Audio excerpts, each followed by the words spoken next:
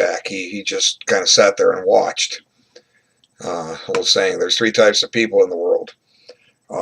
People that make things happen, people that watch things happen, and people that wonder what happened. Okay, so Black watched things happen, then wondered what happened. I guess he's 2 out of 3. White made things happen. Okay, so let's go to the beginning, and if you want to, some people are asking, how do I get my game in? Well, go get in the Dan Heisman Learning Center at chess.com and play a 45-45 game. Something, you got till November 30th to play it. I have till December 31st to cover it. But I'm moving ahead of schedule. I'm experimenting with what I'm doing with this thing. There's some sites I haven't been to yet, some I've hardly been at all. I'm just learning. Okay, Queen's Indian. Now it changes into the Queen's Gambit. Declined. Yeah, I remember covering this. Now, a good move for Black here is c5. And they call this the semi-Tarrasch. First off, Tarrasch and Nimzovich weren't really the top of their field, but they sure have a lot of openings named after them. Okay, let me go back to the beginning. I'll give you the mainline Tarrasch. Okay.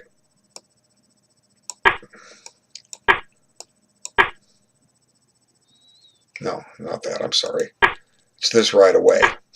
Okay, this is the Tarrasch. Now, Black will accept an isolated queen pawn. White often plays this, and we end up with, I don't remember all the moves, but Black ends up with an isolated queen pawn. Trust me. So the semi-Tarrasch comes about.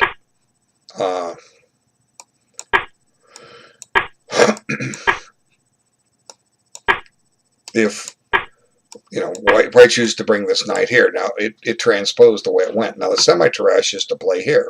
But before I show you this, I want to show you something else. Similar. Again, we want to learn openings and how they're similar. Now, this designates the Gruenfeld defense. Now, one line against the Gruenfeld, we're only going to cover one line, is the exchange variation. And now White has some choices here. He can play knight f3 and bishop e2, or he can play bishop c4 and knight e2. Now you don't want to play bishop c4 and knight f3 because the bishop g4 pin, Black ends up putting way too much pressure on d4. Does that make sense? Let me show you. Okay, bishop c4, bishop g7, knight f3, pawn takes, bishop g4. Now we have problems down here. Okay, Black is ready to take it, and if you come here, the heat is on. Let me think. For one, he can double your pawns. There could be a very annoying check here, and if you come back here, you're going to be in trouble here. Let's see.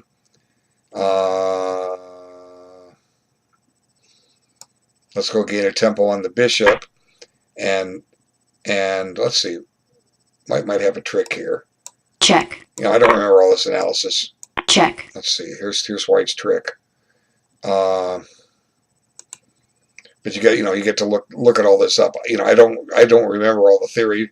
I was studying openings like crazy 45 years ago, and then I never played the Gruenfeld, so I forgot it. But let's get back to the Gruenfeld. So sorry, I was out prepared. I thought I was. I just know that you can't do bishop c4 and knight f3. Trust me. Okay, let's go back to the exchange. Now let's just go here and here. And eventually this happens, and both sides castle.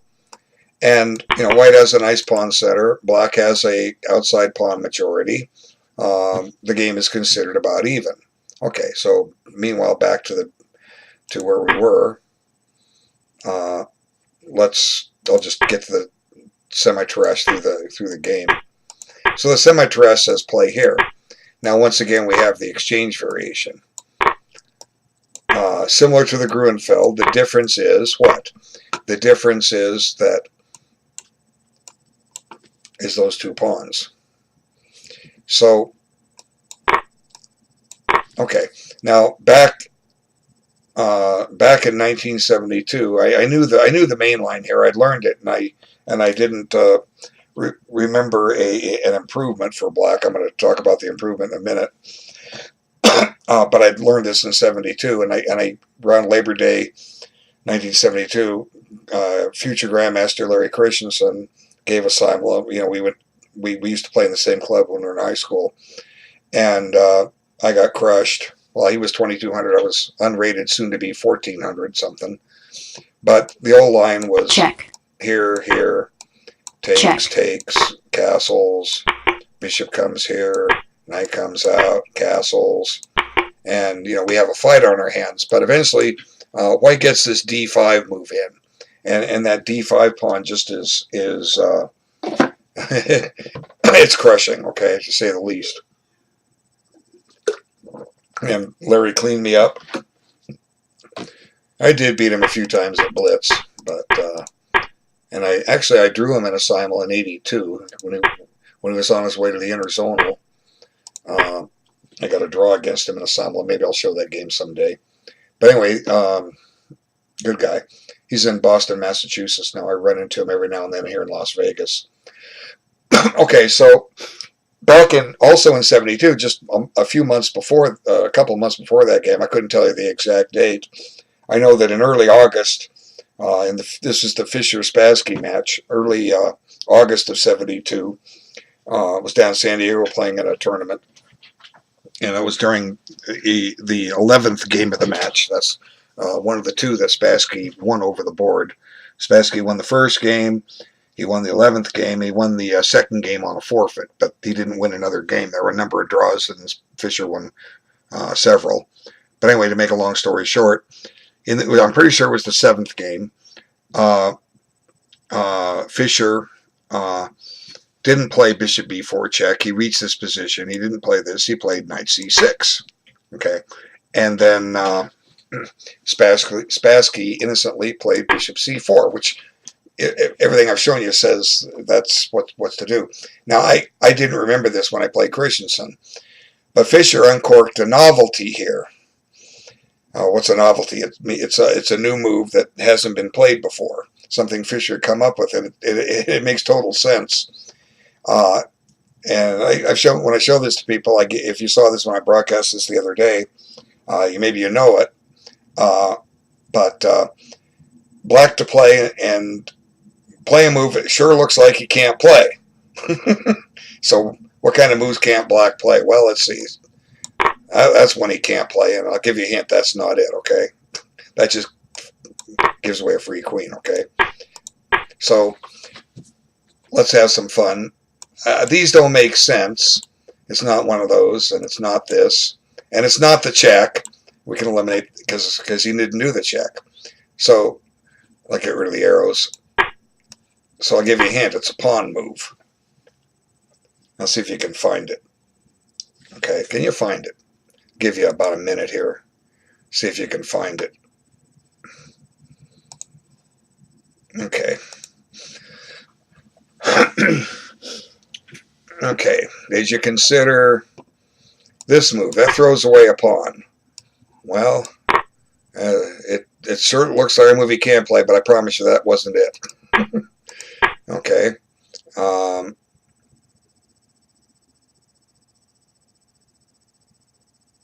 But we're on the right track. We're going to throw away a pawn. There's your next clue. Now, what pawn can you throw away? They can throw away the e5 pawn, right? Guess what? That's not it either.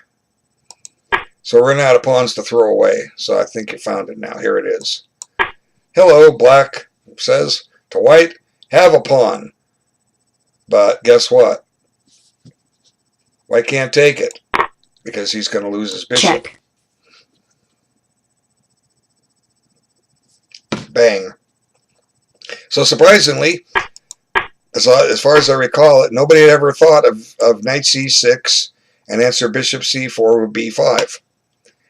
So Spassky muttered under his breath, played bishop here, and the game was drawn in about 8 more moves.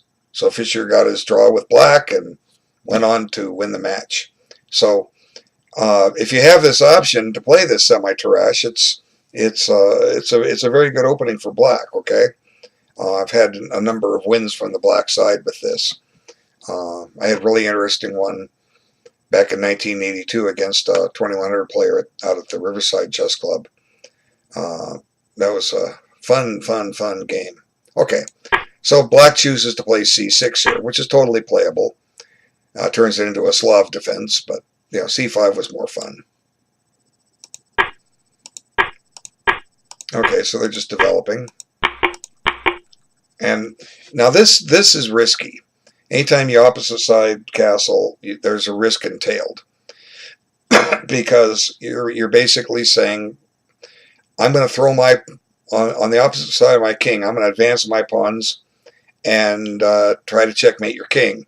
And I fully expect you to do the same thing. And the problem in this game is that black didn't do the same thing. Okay, and I have to sneeze. So we're going to look at all the options that black has to get his pawn storm going.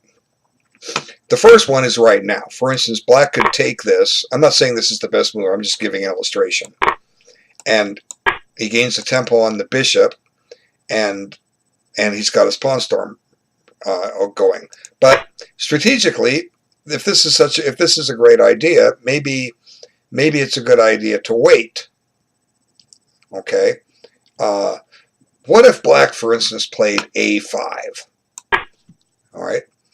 I'm just picking a move, and this move fits with the idea that black wants to conduct a pawn storm, right? So the logic of playing a5 is it's a move directed. It's a waiting move, which is directed towards advancing his pawn chain, but it's also a chance to gain a tempo. If white wants to attack black's king, this rook needs over here, or maybe over here, right? That makes sense? So in order for that to happen, this bishop has to develop.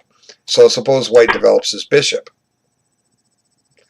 Now we've gained a tempo because this bishop is taking 2 moves to capture, and we can still go forward with this. Now, black's pawn storm is off and running. White's hasn't started yet. So this would have been a perfectly ideal situation for black to go into. Now, what's going to happen? Well, we don't know. But I can promise you this, it's going to be a battle royal, okay? All right? So, we can also look at the clock a little bit and say, are they going to take their time? So this move doesn't help black's attack. Why not play here? Okay, I mean, most people aren't going to play this move. I wouldn't play it. So why play here? Okay, the E file is not going to open up. If you want to play defense, okay, that move makes sense. But why do you want to play defense when your objective is to play offense? Okay, so white tucks his king over. Now he finds the right move. Okay, so this is great. Black's off and running. Now white chooses not to develop his bishop yet. I was just giving an example. But white doesn't really have a threat with this move. This bishop is still at home. So the game is still even. And, if white's not going to bite by losing the tempo, well, it's a little different now. The c6 pawn hangs. Let's see. If we go here, we can run into trouble. Okay. Now when the queen moves, we're dropping this pawn too. But we don't have to fall into that, right? We could just make a waiting move, put the queen here, give this pawn some protection, and then if this comes out, then we go here. Okay, and the pawn storm is off and running.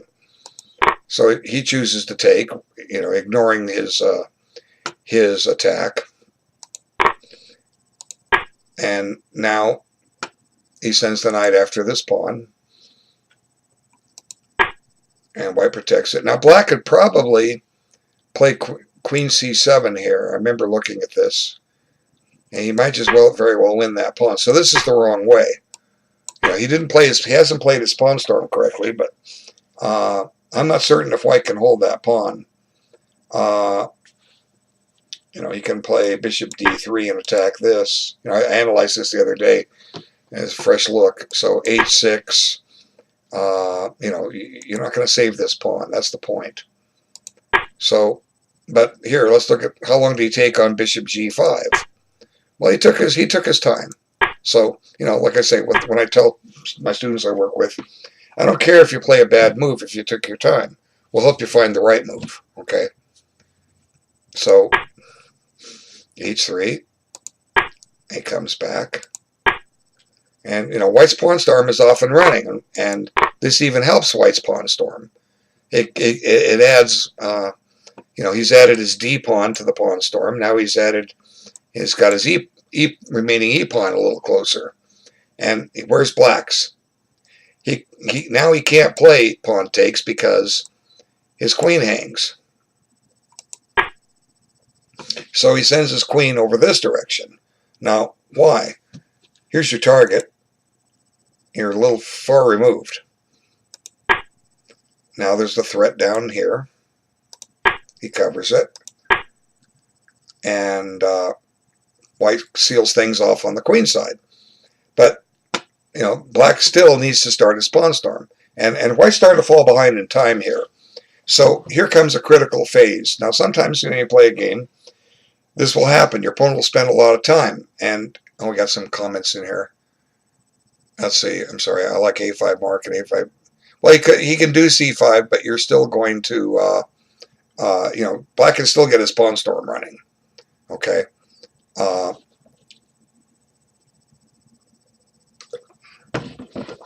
thanks for the comments. I watch the board. I have to learn to watch the comments as they go. But anyway, because I'll get something on my mind, I'll get distracted, and my short-term memory sucks. Long-term, I can tell you exactly what happened 45 years ago in a game I played, okay? I can tell you right down to the detail, even what I was wearing, okay, what I had for lunch, okay? But ask me to remember something from 10 seconds ago, and yeah. All right. My mom used to call me the absent-minded professor because I would forget things all the time. I was like that when I was a kid. Okay, but black still has ways to get that pawn storm running. But those that saw the final position, you know, saw that he really didn't get it going. And now the queen comes back. So in effect,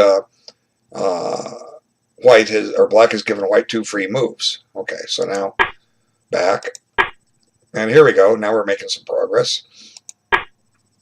And now a little trick. I can't take the knight. He wants to come in here and check. He stops that check. He goes in there anyway. The rook comes up. And, you know, white's pawn storm's running. So, you know, it's time for black to, you know, get going. Take the pawn. Open up some lines. He doesn't. He plays defense. Here comes the pawn storm. Now, you know, white's just going to play here. And there it comes. And he's getting his rooks over there, but he's not opening up the file yet. Now, check. And back he came, and the pawn went up, and suddenly black realized he's going to get mated. So the game ended here. But when you're ahead on, I think I was talking, what I forgot about, I was talking about time. Black had plenty of time. You're going to have an opponent that gets some time pressure. Well, this is a perfect time to slow down yourself and make sure you find the best move. You know, let's back up to where this went wrong for black. I mean, here's a huge time advantage right here. So black plays this, you know, or white plays this, and down to 7 minutes and 43 seconds. Only has the increment to live on soon. So black could sit here for 20 minutes and still have seven minutes more than white on his clock. Still have a 2-to-1 time advantage. You know, black almost has a 5-to-1, probably closer to 4-to-1 because of the increments. I'm not going to do the math. But this is a perfect time for black just to sit down and figure out what he wants to do. Because White's attack is looking dangerous. See, White got his going and Black didn't. That's the point I want to make. So I was showing several positions earlier where Black could have had that attack going on well ahead of White's. I had the pawns here, here, and here, while White's were all sitting back, back here. Okay. So anyway, let's go forward. This is a threat. This is a threat. So he chooses to, now here, he chooses to take this. What happens if he takes this? Well, this is not too pretty either. Check. Because now the knight is a goner. And the queen is in danger too. So, White's got his pawn storm going. Maybe her Lauren Parr might be a lady. White got their pawn storm going, and Black didn't. Anyway, thanks for watching that.